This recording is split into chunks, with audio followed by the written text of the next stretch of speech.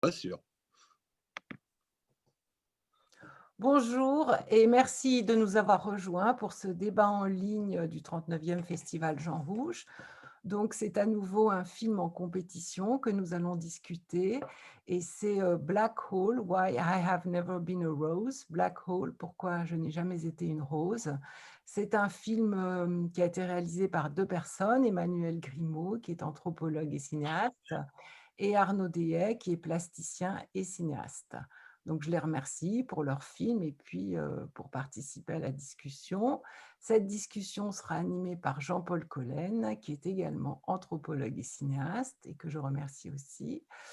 Nous allons, comme d'habitude, commencer par un premier temps d'échange entre les trois, Arnaud, Jean-Paul et Emmanuel. Puis, nous ouvrirons la discussion au public. Pour cela, je vous encourage à lever votre main électronique qui est de couleur bleue et également, si vous préférez, à poser vos questions sur le chat qui s'appelle Q&R et qui se trouve tout en bas du petit écran. Eh bien voilà, nous pouvons démarrer cette discussion. Jean-Paul, tu peux commencer quand tu le souhaites. Merci Barberine et merci à tout le monde. Bon, c'était un plaisir de discuter avec vous de ce film qui est très original ainsi que ses auteurs. Et puis, bon, je me permets pour ceux qui ne connaissent pas ni Emmanuel ni Arnaud que Emmanuel est un anthropologue pas comme les autres parce qu'il a fait une très belle thèse sur les films de Bollywood, donc les films indiens. Il a une connexion spéciale avec l'Inde qu'il nous expliquera probablement. Et au lieu de faire une thèse, disons, de regard éloigné, pour reprendre une formule assez connue, il a mis les mains dans le cambouis, il s'est fait enrôler comme co-réalisateur, comme assistant réalisateur sur des films, et donc il a vécu l'expérience de l'intérieur. Quant à Arnaud, il a aussi la particularité de ne pas disons, s'en tenir à l'usage scientifique, entre guillemets, comme on le dirait, d'un appareil, la caméra comme un microscope, si on veut, mais aussi de faire de toucher le spectateur par l'esthétique. Et donc, il y a un rapprochement anthropologie et art, un rapprochement qu'on a observé d'une manière générale, d'ailleurs, ces temps-ci, et qui est dû au fait qu'on a probablement, sous l'influence un peu d'un certain scientisme et puis même de la linguistique comme science dominante à un certain moment, de considérer que les sentiments, les affects, les impressions, les fantasmes, les visions, etc., c'était euh, à la limite des objets, mais pas des procédés de communication. Donc c'est en train de changer un petit peu. Et le film reflète, il est un peu d'avant-garde de ce point de vue-là, et donc ça fait toute son originalité, même s'il suscite peut-être davantage de questions que, disons, les styles plus pédagogiques qu'on avait dans le passé. Voilà. Alors, pour commencer, je pense qu'il y a une question qui est évidente, puisque ce n'est pas si banal d'avoir deux réalisateurs. Est-ce que vous pourriez l'un et l'autre expliquer un peu comment vous avez rassemblé vos efforts et vos inspirations et comment vous avez harmonisé euh, ou pas vos regards et vos techniques pour faire ce film? Euh, bah, D'abord, on remercie le Festival Jean Rouge parce qu'on est très heureux que le film ait pu être vu et qu'on puisse en discuter aujourd'hui. On avait travaillé ensemble avec Arnaud déjà sur un film précédent qui s'appelait Ganesh Yourself, qui était en fait un film euh, qu'on avait fait on avait décidé de fabriquer avec Zaven Paré, qui était un artiste, un robot du dieu Ganesh qui permettait à n'importe qui de se mettre à la place de Dieu et d'avoir une conversation. Et puis on était parti en Inde pour faire cette expérience. Et Arnaud était le caméraman du film. Et on a beaucoup travaillé ensemble sur ce film, bien au niveau du montage, enfin ensuite, que pendant le tournage. Et puis pour Black Hole, on s'est dit on va, on va faire les choses ensemble depuis le début. Donc on s'est dit qu'on allait faire même tout ce qui était repérage et tout ça, et puis écriture du film ensemble. Donc on s'est pas lâché en fait depuis le début du tournage jusqu'au montage, jusqu'à la fin. Enfin voilà, c'est une vraie collaboration. D'accord, Arnaud? Oui, pour moi, bon, il y avait ces objets très curieux sur lesquels Emmanuel travaille comme anthropologue, et puis son regard sur le cinéma aussi, sa pratique du cinéma, son envie de cinéma. Et tout à coup, c'était l'idée de croiser nos moyens sur ces questions qui, moi, m'intéressaient d'un point de vue anthropologique, mais je ne suis pas anthropologue, mais plutôt comme artiste, comme cinéaste, puisque à chaque fois, c'est des objets qui ont beaucoup à dire et au cinéma, et aux spectateurs du cinéma, mais aussi à dire par le cinéma. Donc effectivement, aller traquer des fantômes, cette fois-ci, au Bengale ou suivre des séances d'hypnose me semblait avoir à faire avec le cinéma dans sa version élargie, telle que je le conçois. Et par ailleurs, sur l'expérience Ganesh Yourself, ça avait été aussi très excitant puisqu'on déléguait une partie du dispositif, et notamment de la rencontre peut-être ethnographique, à une machine. Voilà. Donc c'était forcément très excitant comme hypothèse. D'accord. Alors peut-être que une autre question qui peut se poser, c'est intervient plusieurs fois dans le film, peut-être pas exactement au même niveau. Et moi-même, Christian Metz faisait observer que les spectateurs écrivent toujours l'histoire des films pour eux-mêmes pendant qu'ils regardent un film, et parfois ils en imaginent un autre. Et donc, je me suis demandé si l'idée surtout dans votre rapport avec la thérapeute, là je ne reviens pas sur son nom, mais l'un de vous peut me le rappeler. Troupti Jane. Oui, c'est que je me suis demandé si vous lui aviez fait part de cette cible qui est la prison ou pas. Parce que d'une certaine manière, bon, le rapport à la violence, au pouvoir, à l'histoire est dans toutes les hypnoses, dans toutes les séances. Et en même temps, ce n'est pas nécessairement référencé à cette prison-là, et avec la mort plus ou moins mythique de ces soldats britanniques tués par le Nawab du Bengale. Alors, effectivement, il y a le trou noir, enfin, qui est le titre du film, il fait référence à deux choses. Il fait référence à ce fameux trou noir de Calcutta qui est un épisode, disons, fondateur de la colonisation anglaise en Inde, parce que c'est le moment où le Nawab du Bengale enferme des gens, enfin des soldats de la Compagnie des Indes anglaise dans un cachot. Et alors, il y a controverse à savoir si ça s'est vraiment passé, et tout ça, mais c'était un événement déclencheur. Ensuite, pour les Anglais qui ont décidé d'envahir, en fait, enfin, d'occuper Calcutta et de prendre le pouvoir à ce moment-là. Et c'est resté comme une sorte d'événement un peu traumatique de l'histoire coloniale, ce trou noir. Et puis alors, on a fait un peu des recherches, on s'est aperçu que l'expression même de trou noir, enfin de black hole, était probablement inspirée de ça, d'ailleurs. Enfin, avant d'être une notion d'astrophysique, ça a été en fait une référence à ce fameux cachot de Calcutta. Et alors, il y avait cette définition-là du trou noir, si vous voulez, qu'on avait, mais il y avait aussi un autre trou noir qui, d'une certaine façon, nous intéressait beaucoup, qui n'est pas nommé comme ça, mais qui est, au fond, dans l'espèce de matrice que constitue la réincarnation en Inde, qui est une sorte de matrice invisible, dont on ne sait pas trop vraiment comment ça fonctionne.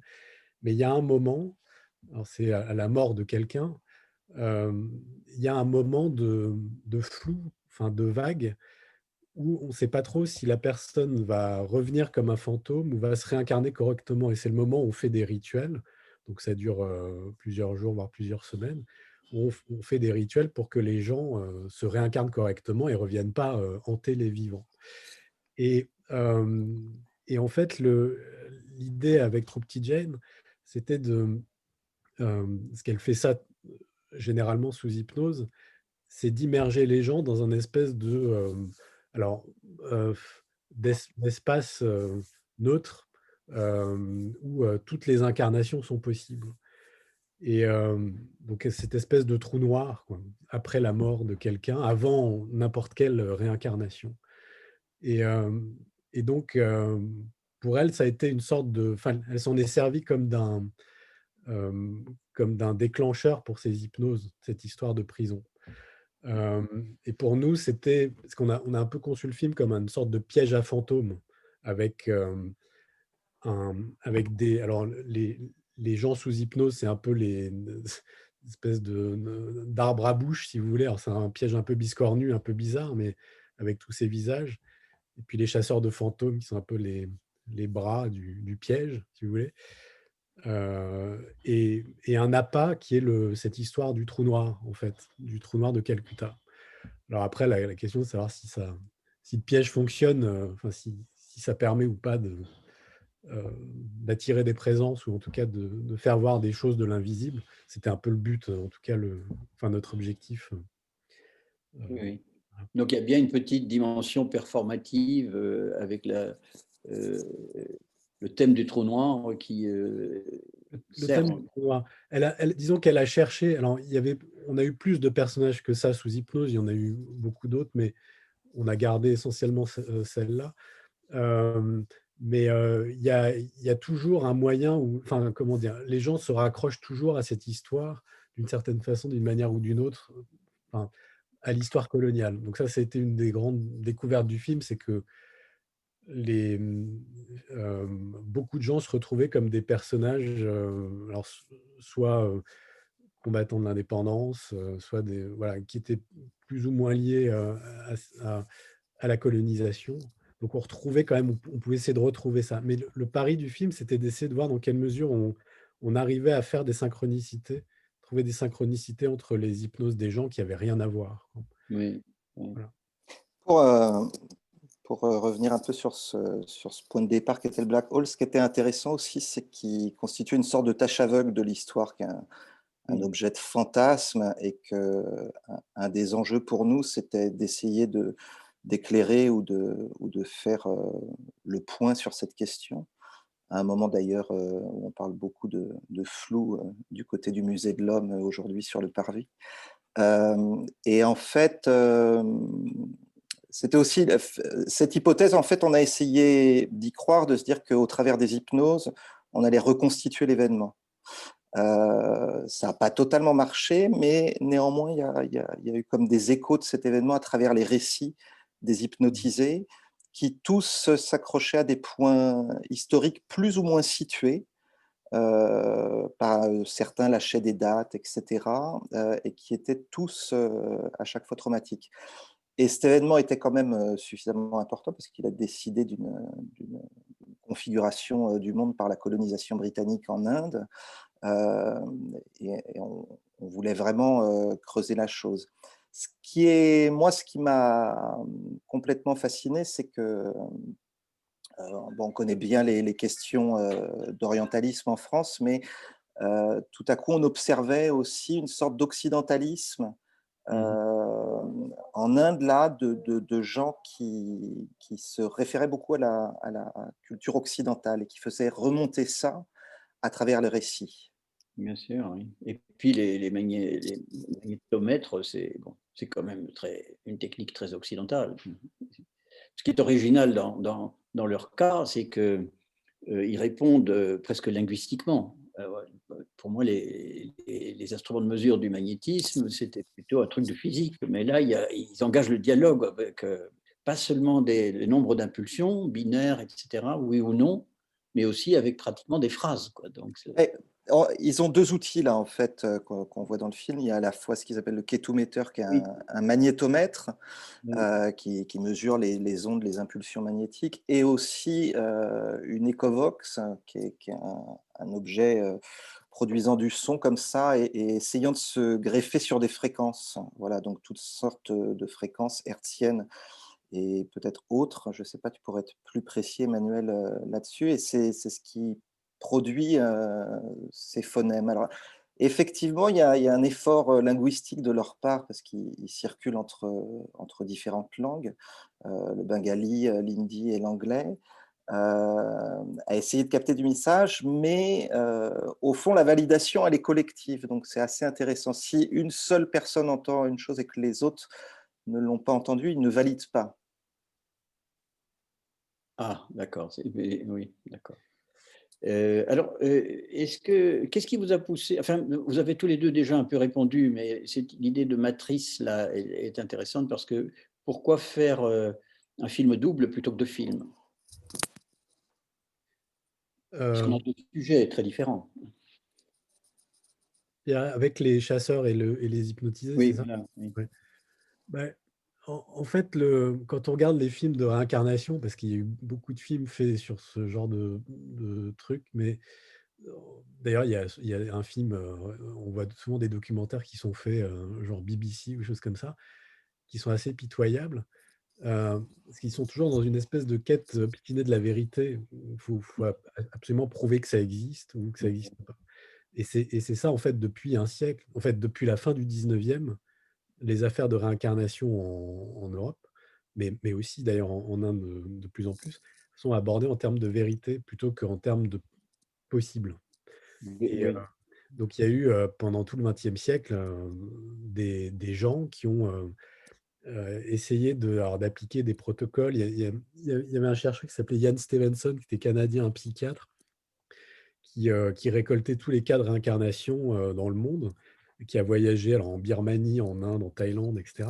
Chaque fois qu'il y avait un cas de réincarnation, parce que souvent, ce qui se passait, c'est que c'était des enfants entre 5 et 7 ans qui avaient des espèces de réminiscences euh, qui, voilà, qui tout à coup racontaient une espèce d'histoire un peu traumatisante et tout ça.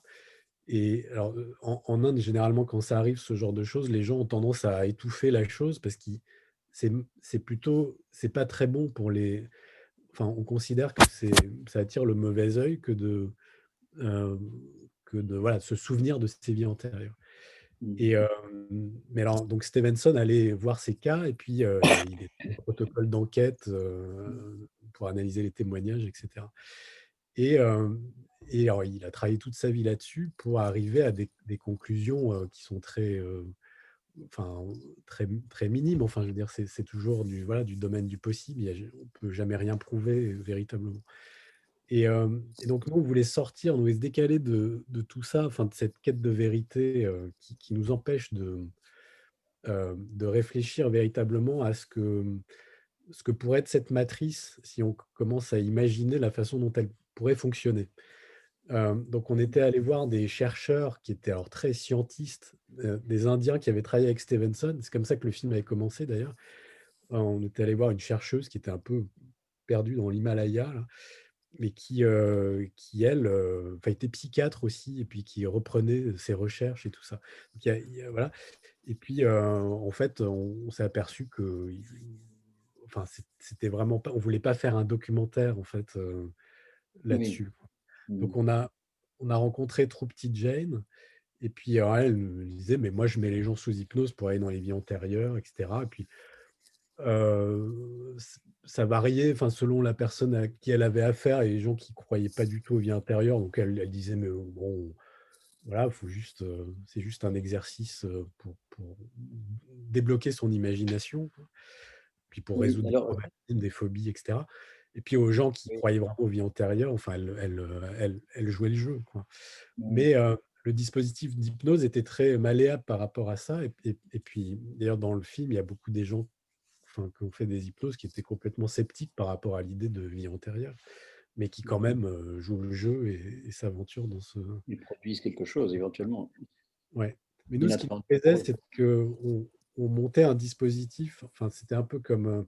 Parce que Ganesh Yourself, c'était aussi l'ordre d'un dispositif. C'était vraiment un film dispositif, comme on dit, avec cette machine divine, quoi, enfin, qui donne Oui. la possibilité aux gens de pirater Dieu, en quelque sorte, de se mettre à la place de Dieu.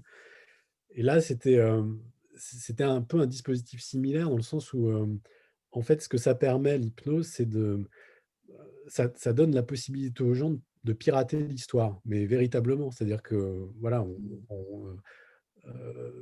tout à coup, ils se retrouvent il y en a un qui se retrouve assistant du Bouddha au VIe siècle avant Sur un Jésus-Christ. champ de bataille. Oui. Ouais, et alors, si on est obsédé par l'idée de la vérité, bah, on passe complètement à côté de ce qui fait l'intérêt de Non, ce mais là, discours. le film est clair là-dessus. Ouais, Il a lui-même presque la structure d'un rêve, le film lui-même. Donc, ouais. j'imagine que c'est pas fortuit.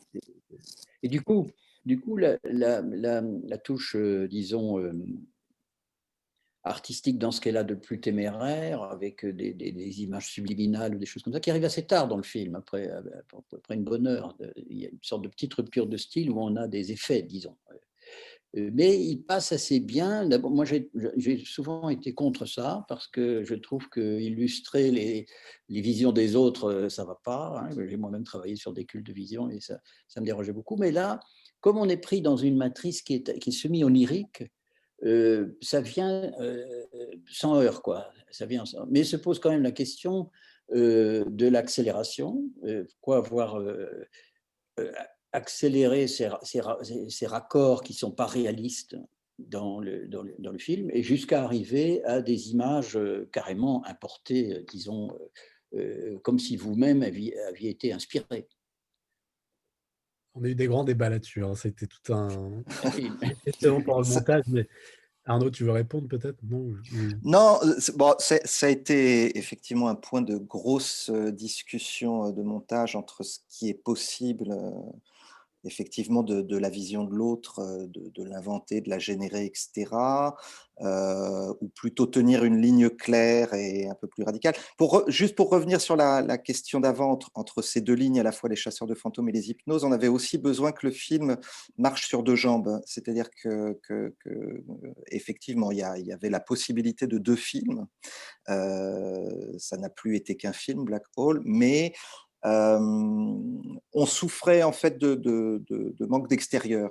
Et puis, en dehors de ça, est venue aussi la nécessité à un moment de scruter l'invisible, mais de deux manières différentes, de deux voies différentes. C'est-à-dire d'une manière avec l'hypnose et de l'autre en suivant les chasseurs de fantômes qui, au fond, questionne le même espace, quoi, cet espace historique plus ou moins réel, plus ou moins fantasmé, plus ou moins fantasmatique.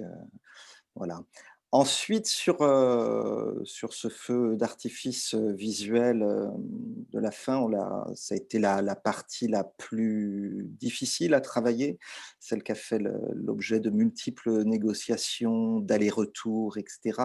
Mais à un moment, on avait aussi besoin, je crois, de montrer tout ce qu'on avait croisé et qu'effectivement le film ne peut pas recevoir toutes les personnes rencontrées, notamment une communauté d'Aghori au nord du Bengale, du côté de Tarapit, qui faisait des rituels du feu, les champs de crémation aussi qui apparaissent dedans, et puis tout un bestiaire en fait aussi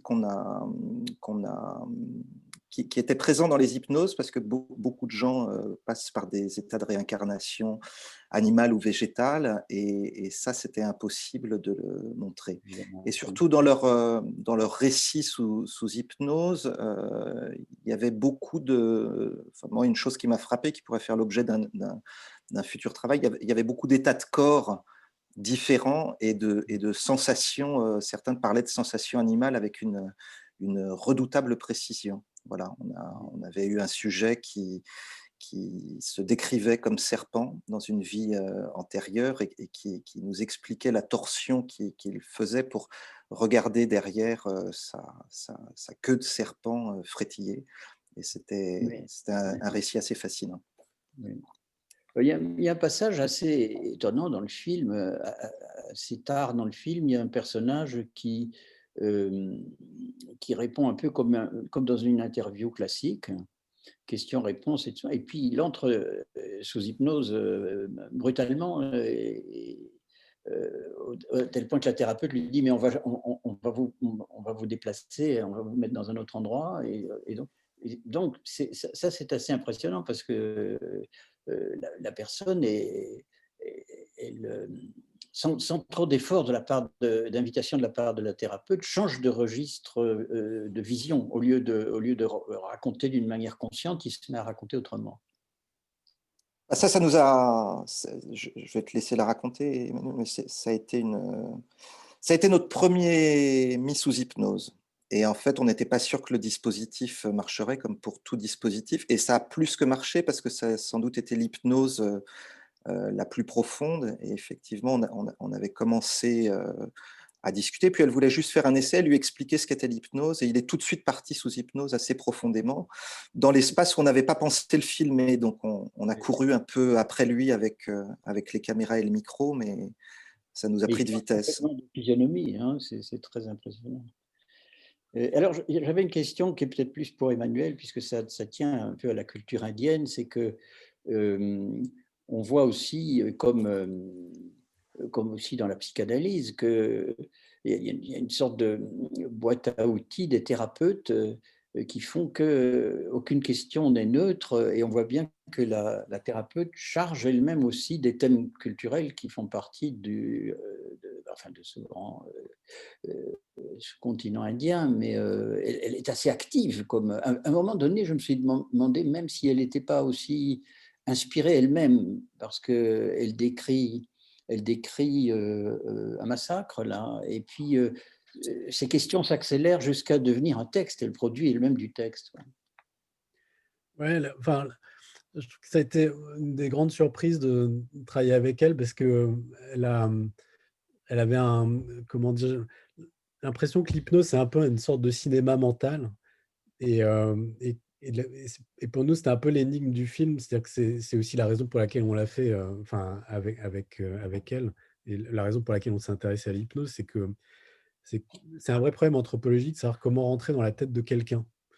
Et, je dirais, enfin, on pourrait faire toute l'histoire du cinéma en fonction de ce problème, mais c'est quand même enfin, rentrer dans la tête de quelqu'un et puis rendre compte de ce qui se passe dans l'invisible, c'est quand même deux choses, enfin, deux choses qui se passent vraiment aux frontières du cinéma, quoi. Enfin, voilà.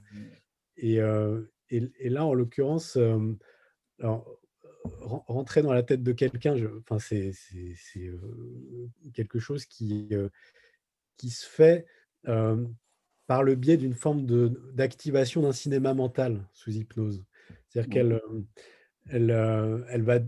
déclenche des processus de visualisation qui sont assez profonds. Et elle est un peu comme une machiniste de cinéma, c'est-à-dire qu'elle dit bon ben voilà, là tu vois une porte, tu te rapproches, Oui, mais enfin, là on elle décrit, s'éloigne, etc. Et puis ouais, mais quand elle décrit les différentes qualités de sang, ouais, le sang est comme ceci, il est comme cela, oui, etc. oui, On après sent qu'elle est partie dans elle une. suggère des images et tout ça, et ça fait partie de son Oui, rôle. oui. Mais Avec une quelque formule part, très forte, quand elle dit, avec par exemple, ouais, excuse-moi, parce que je suis sûr que tu as des choses à dire là-dessus, quand elle dit la mare crie son histoire, c'est formidable, on ne ouais, peut ouais, pas ouais. mieux dire. Ouais, elle a le sens de la formule et puis vraiment, elle arrive à embarquer les gens dans un processus, quoi. Mhm. Euh, alors, ce qui est, ce que je trouvais quand même intéressant, c'est que en fait, il y a ces techniques au fond qui sont des techniques d'hypnose, enfin voilà, pour déclencher un peu comme un machiniste, un cinéma mental. Et en Oui, même temps, le résultat, c'est-à-dire que ce qu'elle obtient comme image est complètement étranger et crypté. C'est-à-dire que même pour elle, c'est-à-dire oui, qu'à la fin des séances, même quand on faisait des débriefings, oui, hem, bah, enfin, on trouvait souvent que la façon dont elle interprétait les choses, c'était, bah, elle a bon des clés un peu voilà, de psychologue, quoi, mais oui. que, la richesse de la vision qu'elle obtenait sous hypnose dépassait largement les capacités d'interprétation, quoi. Et hem et ça nous intéressait beaucoup parce que du Est-ce coup, que on c'est avait pas vrai aussi aussi dans la psychanalyse? ou ouais, c'est un Parce peu c'est un peu pareil, oui, oui, oui. que- Effectivement, oui. Mais ce qu'on on trouvait intéressant, c'est que ça faisait jaillir parce que là, en fait, on n'a que des petits bouts d'hypnose, mais il faut imaginer que ça dure, souvent ça durait une heure et demie les hypnoses. Donc c'était beaucoup plus, long et tout ça. Donc là, on a vraiment gardé que des voilà, des moments, quoi. Et que, on se retrouve avec un espèce de champ de synchronicité, qui sont des espèces d'événements qui ne sont pas forcément très connectés les uns aux autres, Oui, et que c'est ça qui jaillit, quoi, enfin, sous hypnose. Et, et après, nous, on avait ces matériaux-là, et toute la question, c'était comment est-ce qu'on arrivait à les connecter ensemble, et comment est-ce que parce que le pari qu'on avait fait, c'était que les chasseurs de fantômes, il y a un moment, ils arriveraient à se connecter quelque part à peut-être des personnages qui étaient apparus sous hypnose. Enfin, on s'était dit, puisqu'on est après tout, on reste dans l'Inde coloniale, voilà. Ils sont en train de communiquer avec je sais pas, des soldats anglais, avec je sais pas quoi.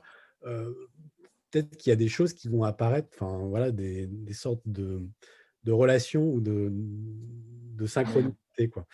Et Trop Petite Jeanne était très partante pour que ça se passe, c'est-à-dire que le film soit vraiment ça, c'est-à-dire une sorte d'expérience des profondeurs. Donc, on ne voyait pas trop exactement où ça allait nous mener, mais oui, qui consistait à aller chercher des relations entre oui, des gens qui n'étaient pas connectés du tout, quoi.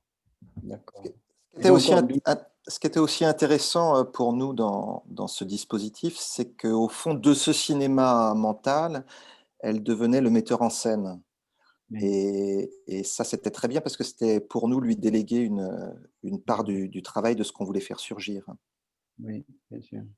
Et d'où, c'est donc ce côté un peu de vérité par bribes, disons, vous a peut-être dicté aussi une esthétique du montage, parce que, ou alors vous avez une audace formidable, ce qui est possible aussi, hein, je n'en doute pas, mais c'est parce que on dirait que le film lutte aussi contre le principe de continuité. Alors, Très souvent, on s'est beaucoup battu la séquence, oui, avec. il n'y a pas cette obsession un peu de la réalisation du cinéma vérité entre guillemets, du cinéma direct, etc., de clore la séquence. Et vous, non, vous avez un montage fractal. Alors, oui, on est arrivé à ça, mais c'est un peu aussi une réponse à la question qui était posée tout à l'heure sur, disait, voilà, il y a eu cet artifice visuel un peu Oui, illustratif, quoi, à la fin, et puis avant, il n'y avait pas ça du tout. Mais c'est que on s'est dit, en fait, c'était plus intéressant de travailler avec enfin, de pas illustrer du tout ce qui se passait dans la tête des gens, essentiellement pour que le film se passe dans la tête du spectateur, parce que c'est là que ça oui, devait se passer. Et pour nous, c'était la tête du spectateur, c'était un élément, un ingrédient essentiel du piège à fantômes, si vous voulez. Euh, oui. et, et donc, on s'est dit ça, voilà, les visages, ça fonctionne comme ça. Et puis, il y a un moment, on a eu besoin de rompre avec ça. Mais c'est essentiellement parce que c'était un moment aussi essentiel où le personnage sous hypnose, qui a cette espèce de grand récit un peu délirant, où il est assistant du Bouddha, il passe par 7 ou 8 incarnations différentes, ou 9. Il devient un pan. Il Oui, devient c'est magnifique le pan, là, l'histoire Ouais, du ouais, voilà. pan. Et puis il finit en disant qu'il n'a jamais été une rose. Donc il finit sur cette espèce de sentiment de frustration, de, qu'il y a une partie du vivant qu'il n'a pas explorée durant ses incarnations, quoi. Et ça, Oui, pour nous, c'était c'est- ce qui permettait de tenir véritablement le film, enfin, je veux dire, dans sa totalité, quoi, parce qu'il y avait tout à coup des choses qui s'éclairaient aussi des hypnoses des uns et des autres. des uns et des autres. Oui. Ouais. Et Oui. pour le montage fractal, en fait, ça s'est imposé à nous. C'est plutôt moins fractal que des choses qu'on a pu faire auparavant. Mhm. Notamment, on a tenu à respecter une dimension un peu de plan séquence pour certaines des hypnoses, pour sentir vraiment Oui. le temps se dérouler. Mais il faut imaginer que c'est une séance d'hypnose, c'était entre 1 à 2 heures, souvent 1 heure et demie. Et c'est un matériau qui résiste très fort après au regard, c'est-à-dire qu'on a des gens les yeux fermés Oui. qui parlent en ânonnant d'une Et les femmes parole sont pas très bien très très maquillées. claire. Les femmes sont très bien maquillées, oui, oui. Alors, je ne sais pas si Elles c'est étaient parce qu'elles parées. passent, c'est parce qu'elles sont dans un film, ou bien elles viennent aux séances d'hypnose avec du rouge à lèvres. Ah, je pense qu'elle venait à notre rencontre parée, quoi, Pareil, comme on fait souvent en Inde. Non, c'était pas spécialement dans l'idée d'être filmé. Enfin, je ne sais pas, peut-être c'est vrai que ça nous a échappé. Mais voilà, c'est un matériau qui résiste en tout cas. C'est aussi ce qui nous oblige à le bousculer un petit peu. Et puis certaines hypnoses étaient vraiment très énigmatiques, c'est-à-dire par bribes et ne faisant pas l'objet d'un récit narratif avec un fil continu. Bien sûr. Alors, il y en a une qui est quand même assez impressionnante aussi parce qu'elle s'exprime surtout par gestes, elle décrit avec des gestes. Et donc ça, je Ouais, n'avais peut-être qu'en jamais fait, vu. ouais, peut-être dire parce que là, ça, c'est une chose qu'on ne pouvait pas dire dans le film, mais on a des gens qui sont. Voilà, alors cette femme dont tu parles, c'est une danseuse, en fait, classique. Et puis, on avait aussi on avait un juge à la Cour de cassation, celui qui se retrouve peintre en Italie, là, Oui. qui fait naufrage.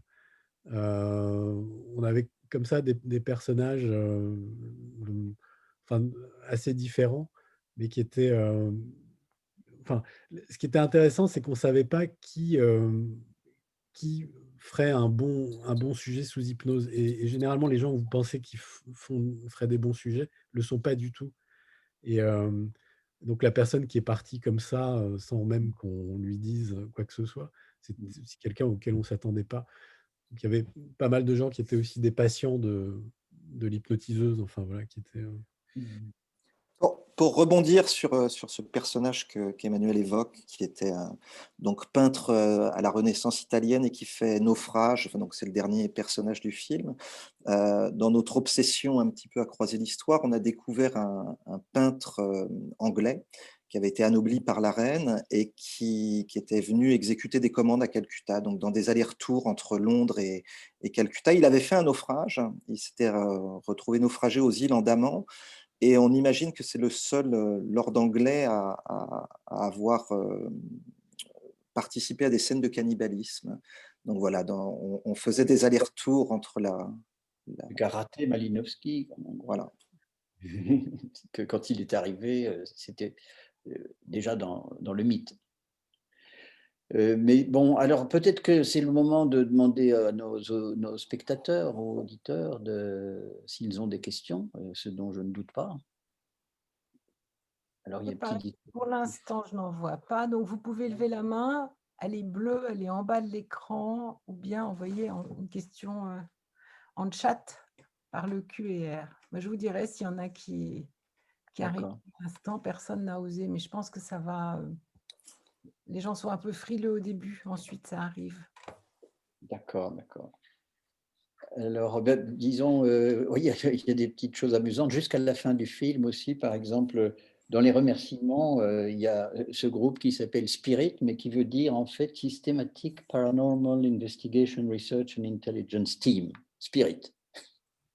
En fait, c'est l'équipe des chasseurs de fantômes. Et, Ah bon. alors, ils sont. En fait, c'est des ingénieurs en réalité qui. Bon, ils sont assez jeunes, mais il y a un ingénieur en électronique. Enfin, il y a des gens qui sont plutôt. Disons qu'ils ont une sorte de curiosité pour les frontières du visible et de la science, quoi. Ce Oui. qui les intéresse, c'est voilà, avec des machines, des instruments de mesure, et ils se fabriquent leurs propres techniques souvent, d'essayer voilà, de manière presque scientiste, c'est de comprendre ce qui se passe là, enfin, dans l'invisible. Et alors, il y a effectivement ces instruments radio. Donc, il y a beaucoup d'instruments électromagnétiques pour faire des mesures, mais il y a aussi la Ghost Box dont parlait Arnaud tout à l'heure, et qui brouille les champs radio. Alors, c'est comme si vous passiez sur une radio à toute vitesse. Donc vous entendez bam, bam, bam, comme ça. Et eux, leur idée, c'est que s'il y a des présences ou des esprits, etc., ils vont ils vont hacker le réseau, si vous voulez, ou Ah les oui. fréquences magnétiques, et enfin les fréquences radio. Et que du coup, on peut poser des questions et avoir des réponses éventuellement. Alors là, il y a des mécanismes qui se mettent en route qui sont assez intéressants d'un point de vue anthropologique, qui sont, enfin, c'est ce qu'on appelle la pareidolie. Enfin, vous entendez des bruits et puis vous pensez que c'est des phrases. Enfin, c'est comme si vous étiez sous la douche et que vous Un entendiez acouphène perfectionné, quoi. à l'extérieur. Voilà. Donc, il y a tous ces mécanismes-là. Et en même temps, ils en sont très conscients. Et comme le disait Arnaud tout à l'heure, en fait, ils font tout pour, disons, arriver à une perception à plusieurs. C'est-à-dire Oui. que quand il y a quelqu'un qui a une intuition de quelque chose, ben, il se le confirme ou pas. Alors que Donc, du côté, par exemple, en France, vous avez regardé s'il y a des ingénieurs qui s'intéressent à ces choses-là?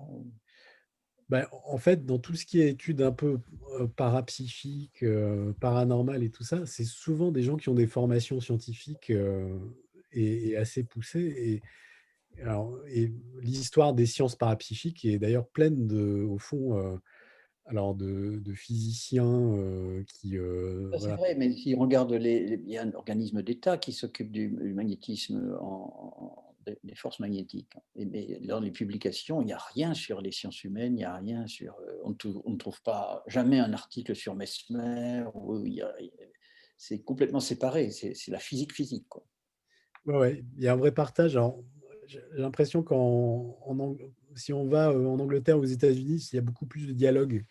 Mais en France, il y a, pour des raisons historiques, une sorte de partage qui s'est fait sur ces choses-là à partir des années 30. En gros, il y a, voilà, c'est plus un domaine qui est véritablement investi par des scientifiques ou des chercheurs. Ce qui était intéressant avec cette équipe de chasseurs de fantômes aussi, c'est qu'ils avaient acté le fait que les fantômes étaient sortis du régime de visibilité. Et donc, on ne pouvait plus que les capter que par ces ondes électromagnétiques ou par le son. Et ça faisait beaucoup réfléchir. C'est-à-dire qu'au fond, on a émis l'hypothèse que les fantômes avaient muté avec les technologies numériques et qu'ils n'imprimaient plus l'image, quoi, comme du temps de l'argentique. À propos des chasseurs de Alors, fantômes, il y a justement, quelqu'un demande comment vous les avez rencontrés, les chasseurs de fantômes. Bah, en fait, il y en a pas, il y a pas 50 000 organisations à Calcutta qui font ça. Donc, c'était quand on s'est intéressé à ce sujet, on a un peu regardé qui faisait quoi, et puis on s'est aperçu qu'ils étaient là. Voilà. Euh, Après, il y en a un qui s'est retrouvé sous hypnose aussi. Et ça a été aussi un peu un déclencheur. Ben, celui qui se retrouve en Italie, enfin voilà, dans un naufrage, lui-même faisait des chasses aux fantômes dans son temps libre. Et donc, on s'est retrouvé comme ça avec des chasseurs de fantômes. Il y a eu des moments enfin, il y a eu des moments un peu délicats avec les chasseurs de fantômes. On s'est fait embarquer par la police. À un moment, on était parce que souvent ils vont dans des maisons hantées et tout ça la nuit, et ils installent tout leur attirail technique. Donc ils font des mesures magnétiques, ils prennent des photos, etc. Et puis ça dure pas mal de temps. Et on s'est retrouvé comme ça dans des vieilles maisons perdues dans le billard. Et puis on s'est retrouvé commissariat de police. Ça a été un peu violent d'ailleurs. Enfin, ils sont arrivés avec enfin, c'était pas très drôle, quoi, pour nous. Mais ce qui était drôle, c'était comment ça s'est résolu, parce que en fait, même si on a dû payer une rançon pour sortir, enfin, une sorte de, voilà. Mais, mais je me souviens très bien enfin, Arnaud, je pense que c'est assez frais aussi dans ta mémoire, le commissaire, enfin l'inspecteur, là, qui nous a dit, mais vous croyez vraiment aux fantômes? Ha, ha, ha, ha, ha. Il m'a rigolé. Puis on s'est dit, bah, je sais pas, voilà, comme ça. Et il a fait, mais si vous croyez vraiment aux fantômes, vous devez aller là, là, là, là. Et il nous a fait une liste, une cartographie en fait des endroits où on devait aller. Le pauvre, ça l'intéressait quand même pas mal. Et voilà, ouais. Faut imaginer qu'on est sur un territoire où il y a une culture du fantôme très développée. Je vous conseille de juste regarder la fiche Wikipédia fantôme du Bengale. Vous verrez, il y a toute une taxinomie du fantôme à la tête coupée, du fantôme aux cheveux longs, etc. C'est assez passionnant, qui s'explique, bon, on est sur une zone d'influence chinoise aussi, et puis ça a sans doute été amplifié aussi par l'occupation britannique, quoi. Donc c'était très riche, et tout le monde a des histoires de fantômes. Il suffit de creuser un tout petit peu, et quel que soit le niveau d'éducation des gens. Donc on était effectivement dans un vivier, et il y a des visites de Calcutta, du Calcutta hanté sur des sites de tourisme, etc. Enfin, c'est assez infini. Alors, je crois qu'il y a une deuxième question. Il y a Martine Markovitz qui a plutôt un compliment. Je lui ouvre son micro. Martine, je ne sais pas où elle est partie. Sinon, Ah non, je ne pensais pas intervenir en direct. eh bien, tu es en C'est direct. trop tard. Je voulais saluer Arnaud Salut Martine. en souvenir du temps lointain de jadis aux Beaux-Arts. Merci. Je te salue aussi. Ma grande surprise de te trouver dans ce rôle du cinéaste. Le film est magnifique. Et puis remercier Jean-Paul Collen parce que le débat est vraiment mené de façon généreuse. Bon, merci. C'est Et normal. puis Emmanuel, je ne le connais pas, alors je ne peux pas le saluer. Voilà. Mais Enchanté. toutes mes éloges. Merci, Martine. Merci. Donc, j'ai une question de Véronique Prost. J'aimerais en savoir plus sur les patients. Pour quel type de problème viennent-ils consulter l'hypnothérapeute? Alors, il y a maintenant ce qu'on appelle la past life regression. C'est quelque chose de très populaire dans les classes moyennes urbaines en Inde. Donc, les gens viennent pour des tas de problèmes, débloquer des situations, ou tout simplement par désir d'introspection pour mieux se connaître soi-même. Là aussi, la psychanalyse rebobine aussi la Ouais, bande. et ça a plus de succès en fait que la psychanalyse en Inde, essentiellement parce que voilà, c'est des thérapies brèves, et puis il y a cette question des vies antérieures, donc les gens s'y retrouvent davantage. Il y a encore une question? Oui, donc pour en revenir à l'une des premières remarques de Jean-Paul, pourquoi ne pas avoir exclusivement consacré votre beau film à l'hypnose? Et la personne se pose aussi la question du lien direct entre le film et votre travail et le travail scientifique d'Emmanuel. En fait, c'est vraiment, comme le disait Arnaud tout à l'heure, le film avait besoin de ces deux jambes pour aborder l'invisible par deux moyens différents. Donc, on s'est dit, il y a effectivement ce qui se passe dans la tête des gens. Et puis là, on a une sorte de première frontière, de première strate fantôme, j'ai envie de dire, enfin voilà, qui est ce qui se passe dans le cerveau des gens. Et puis, il y a l'invisible tel qu'on peut le détecter ou voilà, le manipuler avec les chasseurs de fantômes, puisque ça, c'est vraiment ce qui se passe dans le milieu, les radiofréquences, etc. Et donc, il y a comment dire, un moyen psychologique d'aborder la question de l'invisible, et puis disons, une méthode plus technique. Et ça nous paraissait important de tenir les deux, quoi. Enfin, c'était vraiment, voilà. Après, moi, je vois pas de différence entre faire un film aujourd'hui, mais ça, c'est plus généralement dans le travail que je fais d'anthropologue. C'est un vrai dispositif de recherche, ce film. Même si le film fait qu'1 heure 09 et que c'est presque une sorte de best-of de ce qu'on a fait, quoi. Mais on a des heures et des heures d'hypnose, et en fait, c'est un matériau d'analyse assez incroyable, y compris les séances avec les chasseurs de fantômes. Parce que on en a fait là quelques-unes, on a continué après dans d'autres maisons, etc. Et c'est un processus de recherche qui continue. Et en fait, ça fait un matériau ethnographique tout à fait intéressant, quoi. Après, si cette personne a des idées pour savoir comment analyser tout ça et travailler sur les images mentales, et voilà, je suis très, très ouvert à des idées, mais c'est voilà, une recherche qui continue et qui ne va pas s'arrêter. Et je pense qu'on va encore dire des choses là-dessus après le film.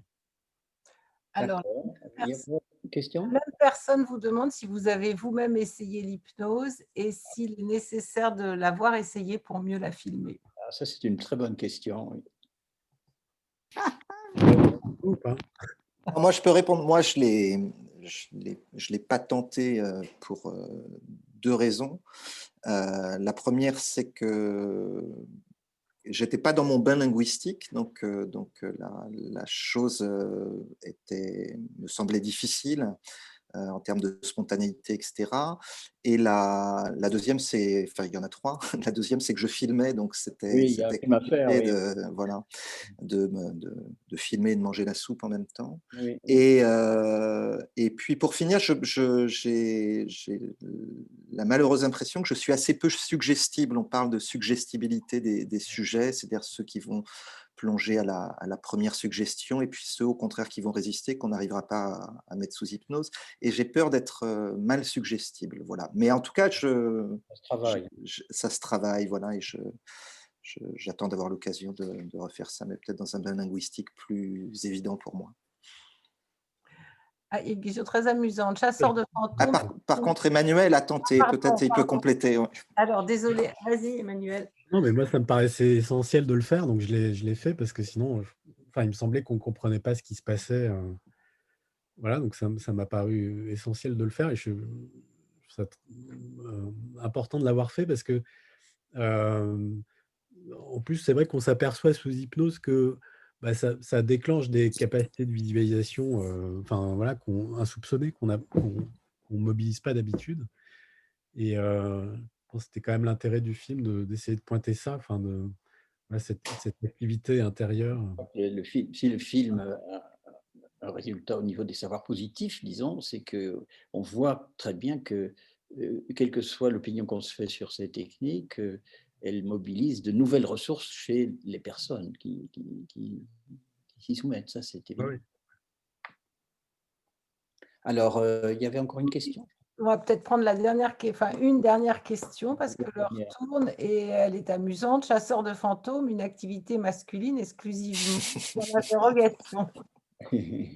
Ah oui, c'est vrai, il n'y a pas de filles. Alors, oui. Mais ils sont que Alors, 3. et non, parce que c'est… En fait, il y a la personne qui dirige cette espèce de collectif-là, sa femme est très impliquée dans l'association, et ils font un peu tout à deux. C'est vrai que là, on ne voit pas dans le film, elle est plutôt, disons, dans l'envers du décor, en fait.